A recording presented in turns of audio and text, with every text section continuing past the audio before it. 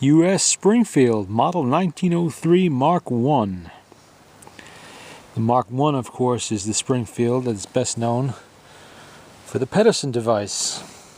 You can see the port for the Pedersen device right there. The Pedersen device being a replacement for the bolt. Right here, take the bolt out, you put the Pedersen device in, and you would turn your bolt-action rifle into a semi-automatic rifle, shooting a pistol round. The magazine would stick out here. The idea was conceived during the First World War and promptly cancelled before the war was over and never brought back again. This particular 03, which I've just taken out of storage, you still see it's got some cosmoline here and there, was rebarreled by Remington Arms, and well, using a Remington Arms barrel in 1942. You can see the marking there on the stock, on the barrel there. This was done for World War II. It's wearing a scant grip stock.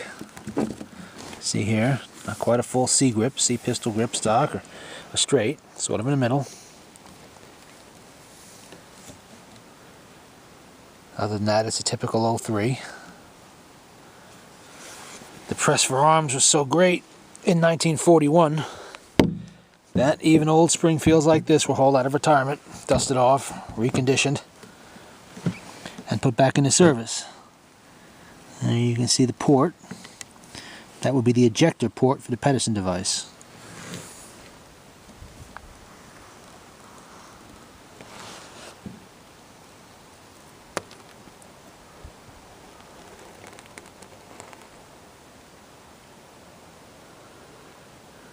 And it is a phenomenally good shooter.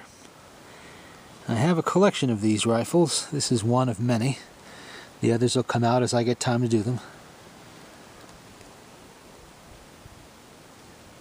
There was a time when these were available for 150, 125 bucks sometimes, 175, depends on how nice they were. And that's when I was collecting them.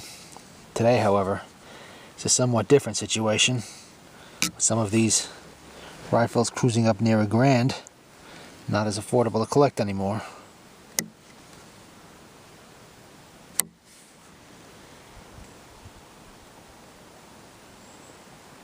The USM 1903. Now the Krag was our first smokeless bolt-action rifle. This was the second. The receiver, of course, was made in 1919, while the barrel was made in 1942 and probably restocked and all that at that time.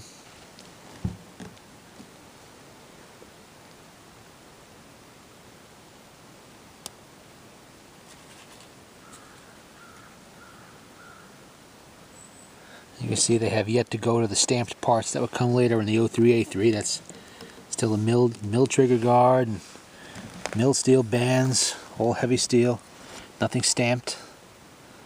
By late 42, 43, with the 03A3, they would go to stamped parts to speed up production. Butt plate would be stamped also. This one is the old milled style.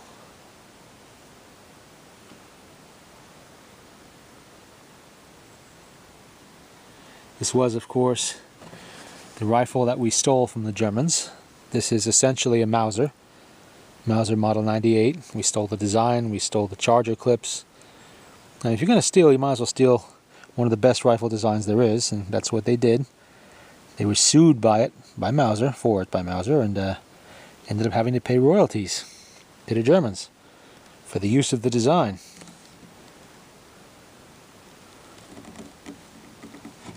And there she is.